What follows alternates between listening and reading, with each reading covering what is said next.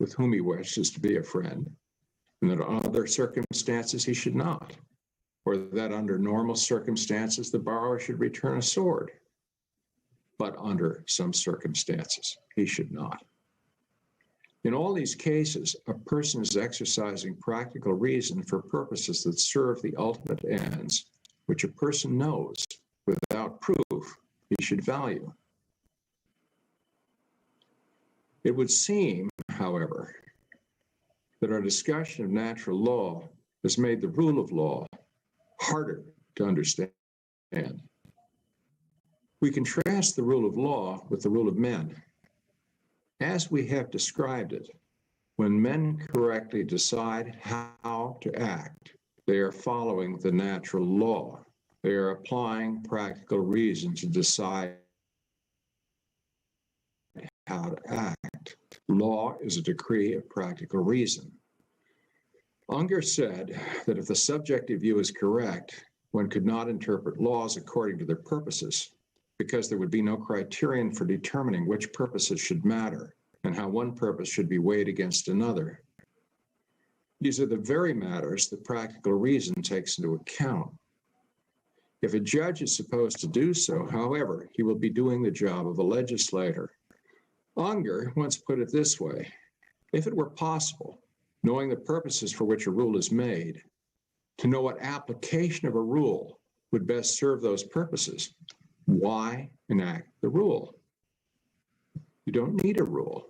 The judge doesn't need it in order to arrive at the correct results. He only. Aquinas put the question this way: is it useful for those in authority to make laws? Is it useful for those in authority to make laws? Would it not be better for those in authority to govern according to their own judgment, informed by practical reason? The judge would be better able to tailor his decisions to the circumstances. Aquinas concluded all things be regulated by law, then left to be decided by judges, for three reasons.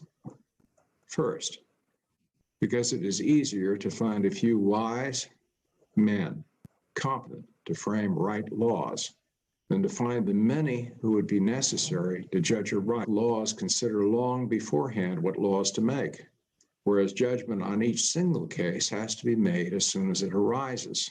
And it is easier for man to see what is right by taking many instances into consideration than by considering one solitary fact.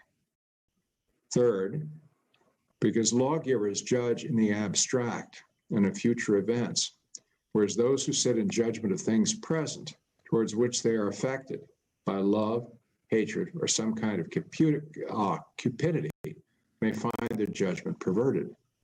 Notice that all of these reasons concern human weakness.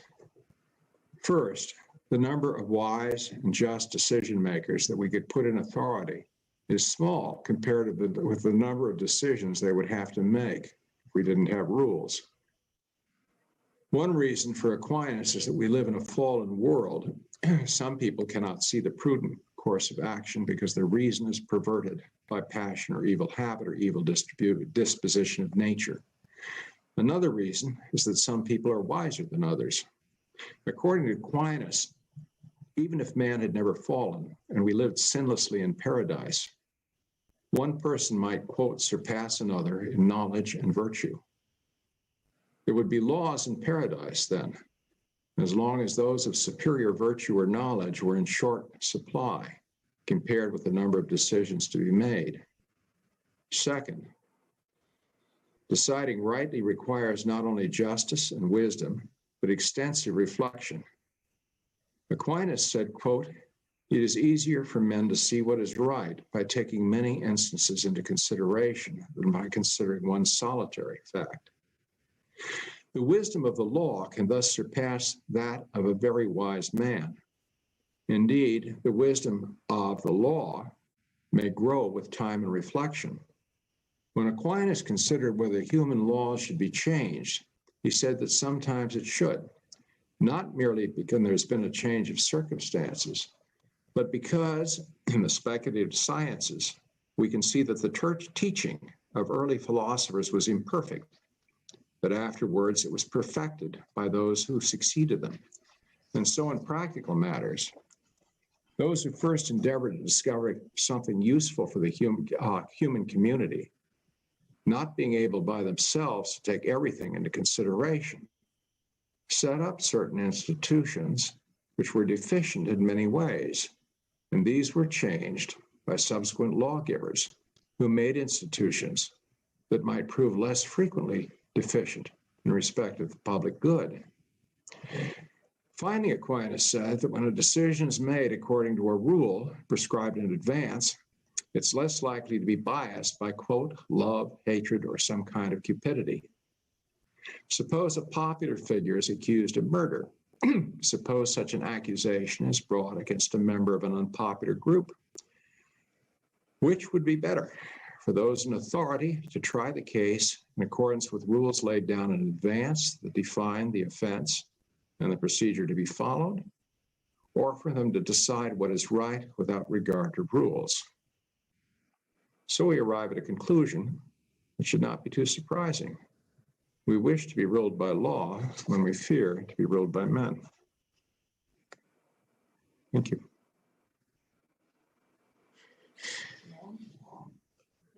It was great, as we all knew your conference would be something quite profound and very well. It's very easy to understand what your thought is. Very, very, very, really incredible for us. Such clear thought on these issues. Now, I would like to ask you, I will see if our students have some questions, but I would like to ask you first, if you hear me, very good, it's good, you hear me?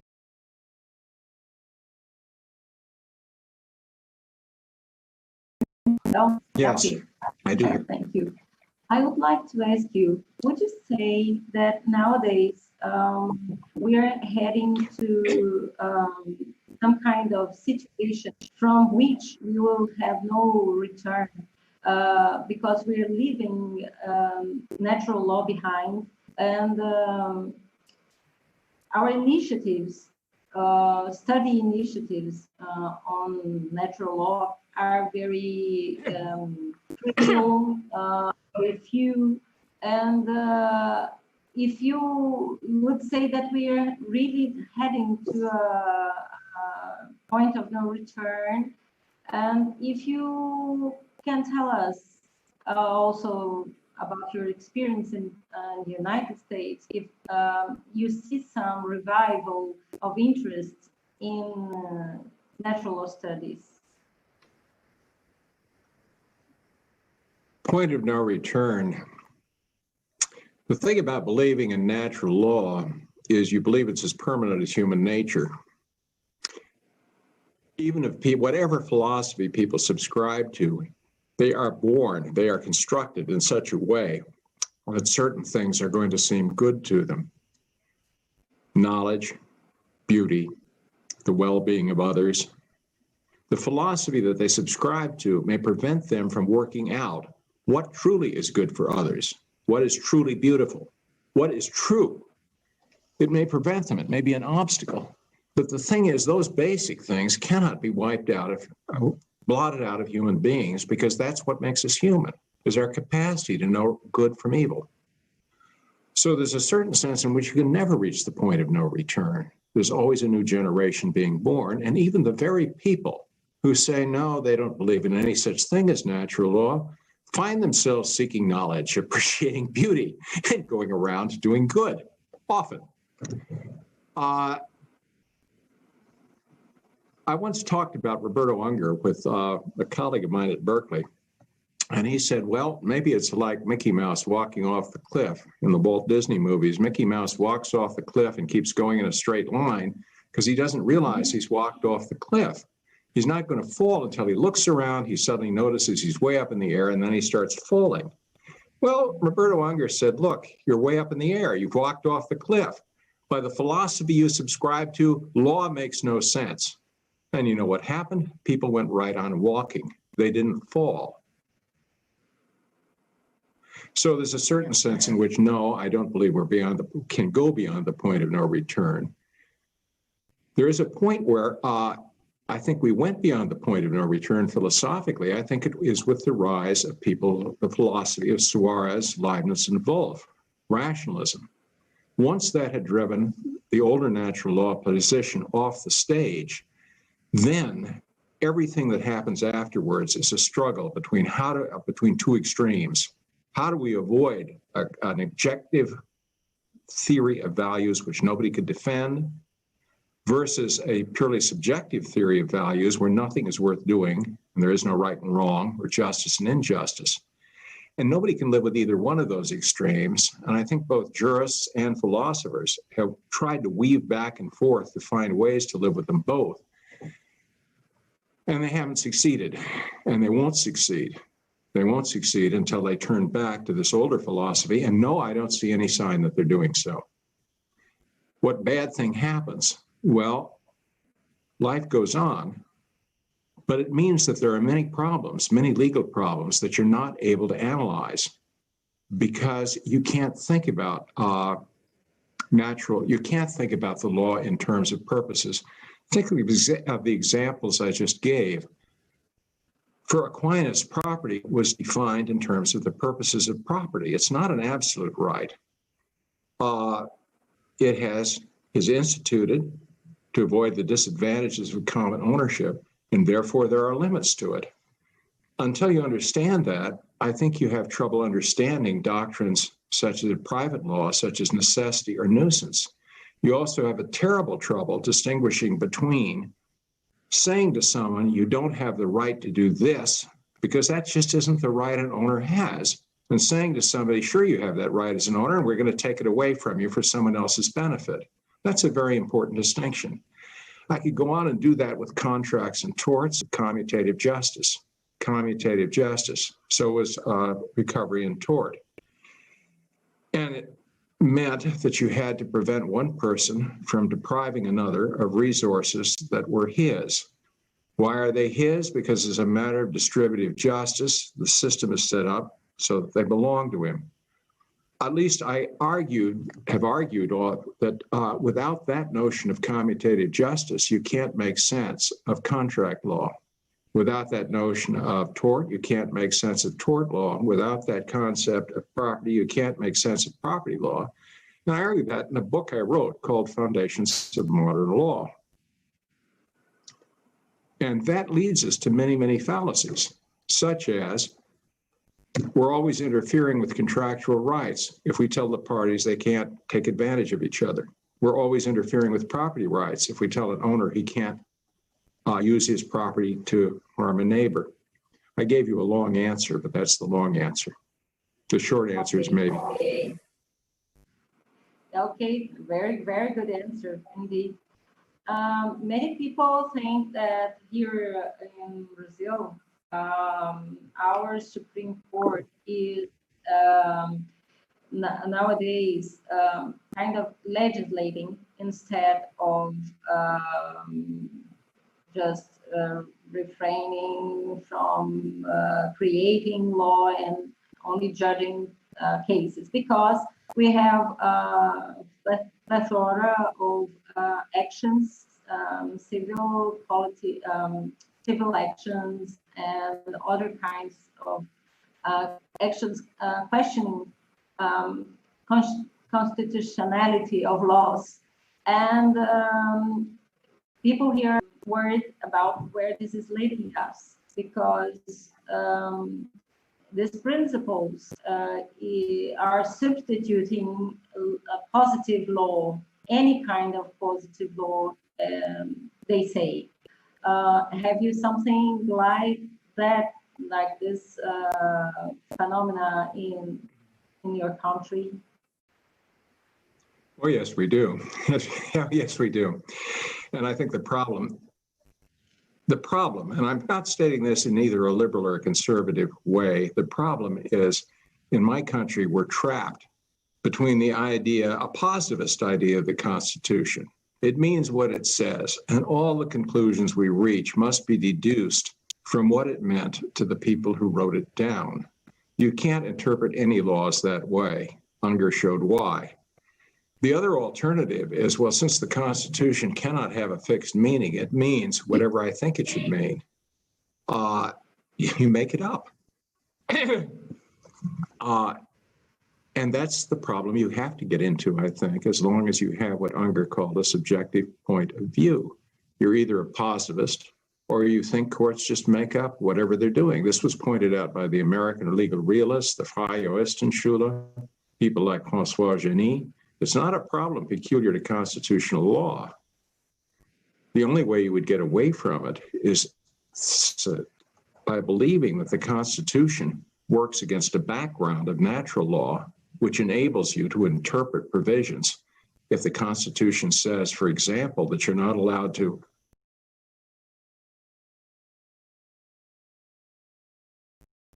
take property without due process of law, which it does, what do those words property and contract mean? Well, you can't do it by saying, what did they mean to the founders of the writers of the Constitution? And you can't say, well, I'm a liberal, therefore I believe we can interfere with contract and property whenever we feel like it. How do you decide what they mean? This is what we need. This is what I mean when I say we need to get back to a substantive natural law. We need to ask, what are the purposes of the institutions of property, contract, and so forth, or of marriage? Yeah, that's clear. Okay, Professor, I think that our students do not have questions. Oh yes, now one has here a question, please.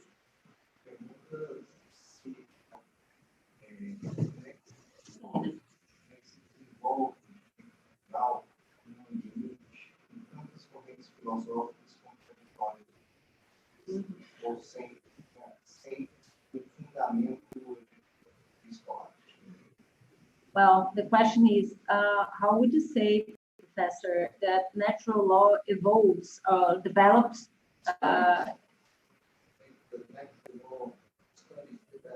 how natural law studies develop amidst this plethora, again, this great number of philosophical currents of thought, and without reference to Aristotelian and Thomistic, scholastic philosophy principles. How would you say it develops?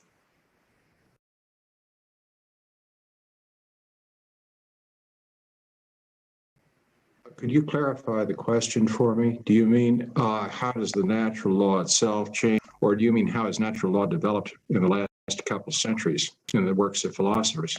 I will ask. I think it's the naturalist studies. Oh yeah. Okay. Yeah. He's asking how can you make it go on? How can you how can you bring people to study natural law from now on in this chaos of philosophical currents? If you have any ideas, how could we promote? The only answer to that, I think, is argument. The only answer to that is by showing why, if you do, negatively, why, if you don't believe in natural law, the rule of law is impossible. And positively, why, if you do believe in natural law, you can understand things like property, contracts, torts, and the public regulation of industry, many other things like that. And after you've said everything you have to say, you can be perfectly correct and nobody may pay any attention. I don't believe that history is driven by good arguments. If it were, we would not be having this conversation. That's true. That's true. But we hope truth may be noticed, and we must go on telling the truth. So Great. yeah, that was the question that we had here. I don't believe we will have any other. I really do not know how to thank you enough. It's been a great conference. We are really grateful, and some people do not even they didn't even make out how good it would be to listen to this conference. You are welcome here in Brazil if any time you want to come here personally. I don't know how the world will be in 2021, because nowadays we are kind of stuck here, but maybe